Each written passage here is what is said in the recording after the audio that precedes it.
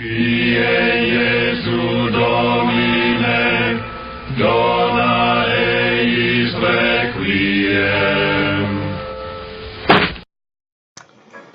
Good morning and almost Merry Christmas. I hate to say this, but it is going to be too warm today and tomorrow to really be wearing Christmas apparel. This hat is going to be way too hot, and even my old dingy hat is going to be too warm to wear for any extended time. But hey, this is just a 5-minute video, so we can put it on. We're at the last hours of Advent. And today's gospel reading is phenomenal. It is the Canticle of Zechariah. And of course, the setting for it is right after the birth of John the Baptist. And Zechariah has been mute for 9 months.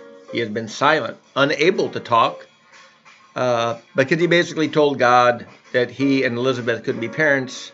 They were too old. She was barren. He was too old. Their ship had come and passed. And if you want to make God laugh, tell God what he can't do in your life, and you may be surprised.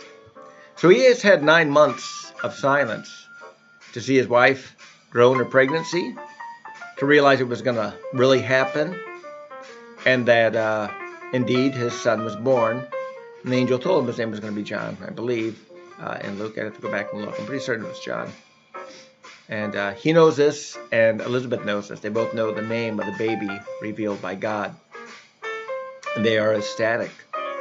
And that's how you can see the sign of a healthy culture, right? They rejoice in their children. For all their other faults they may have, and every culture has them, to rejoice in the gift of children is a real sign of overall hope and health for that society, because that's what children represent.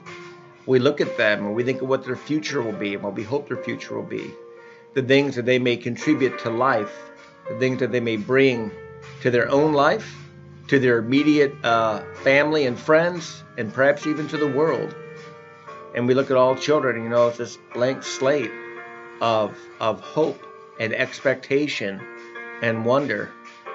And of course, now we're on the eve of celebrating the most significant birth in all of history. That we reckon time by the birth of Jesus Christ is amazing.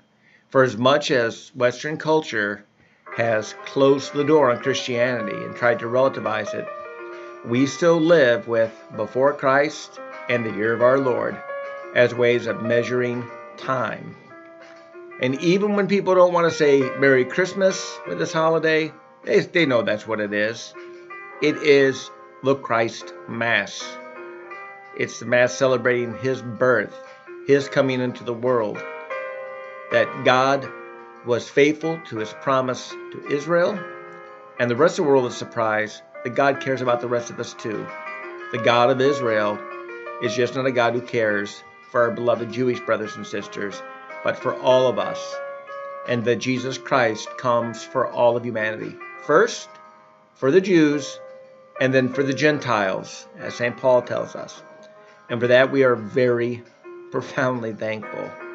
For whatever else is going on this Christmas Eve, the fact that God has a profound interest in your life and is waiting to reveal his presence to you should be an immense consolation.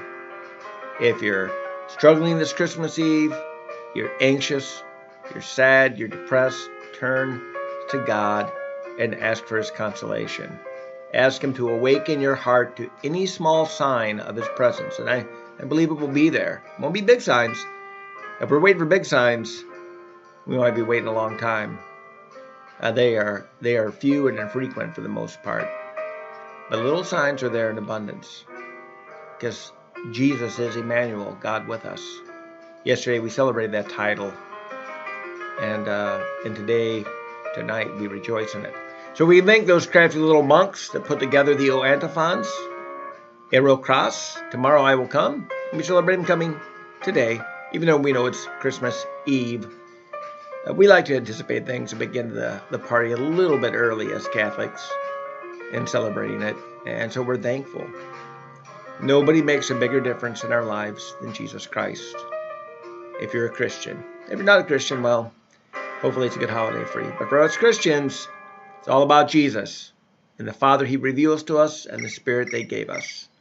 Merry Christmas, friends. We'll have something tomorrow, early after midnight Mass, because I'll be too pumped up to go to bed. So it's been an early morning already, and have a blessed day with your last hours of Advent.